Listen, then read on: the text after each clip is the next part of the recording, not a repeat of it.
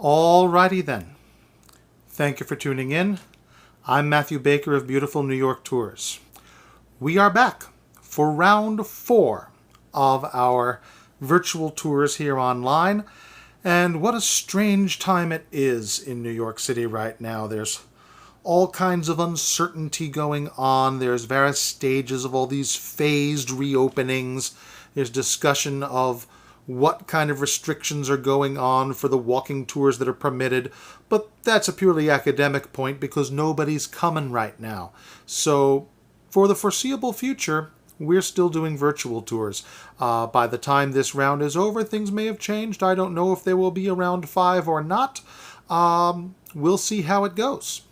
In the meantime, I do want to say thank you so much for your support, the people who have kept coming back to check these out, especially those who've sent donations. Bless you. They've been wonderful. But even those who simply had kind words and, goodwill, it has been very touching and very encouraging and much appreciated. Thank you so much. I hope to reward your goodwill and good faith with fun videos. So, the theme for this round is It Happened in New York. Now, right now, it's Gay Pride weekend, and of course, the parades have all been canceled, and a lot of the great celebrations that would normally happen have been canceled, so I thought we should start by talking a little bit about that. I'm not going to talk about Stonewall, because, as usual, when I make that kind of decision, there's a million great bits of information out there on Stonewall told far more eloquently than I could. But when it comes to my circle of friends, once you start talking about gay activism, you soon find yourself talking about AIDS activism. So the year is 1989, and the place is St. Patrick's Cathedral, the Roman Catholic Archdiocese of New York, where Archbishop John Cardinal O'Connor has presided for 5 years, and in that time has become very vocal in the political circles of the city, campaigning against safe-sex education in public schools.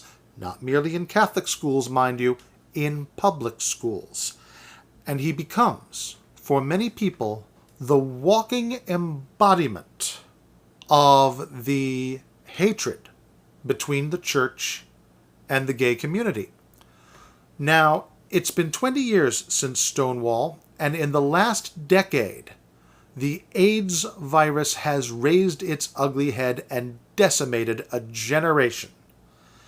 And the AIDS Coalition to Unleash Power, or ACT UP, is founded by several intrepid activists, not the least of whom is, of course, the recently departed and great Larry Kramer. And they start demonstrating in the interests of getting their voices heard and making it clear that nobody intends to just shut up and die. So it's Christmas time, and the decision is made that there is going to be a protest at St. Patrick's.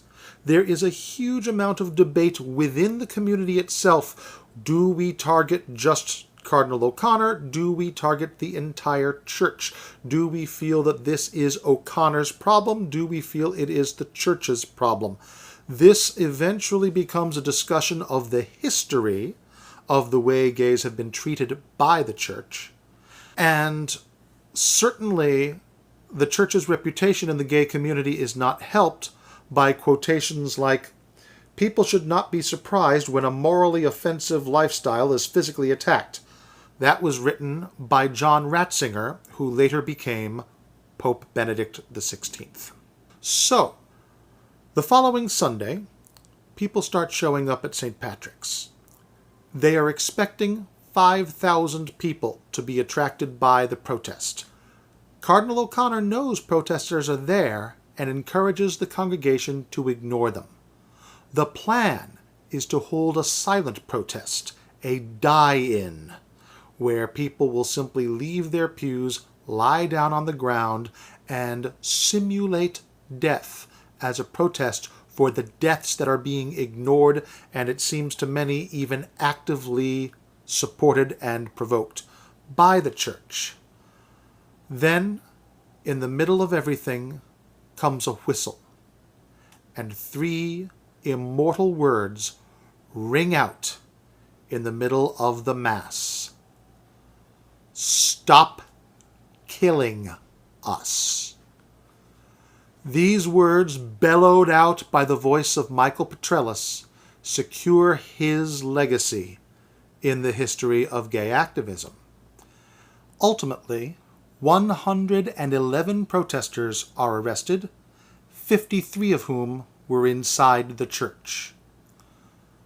Not one day was spent in jail, not by anyone.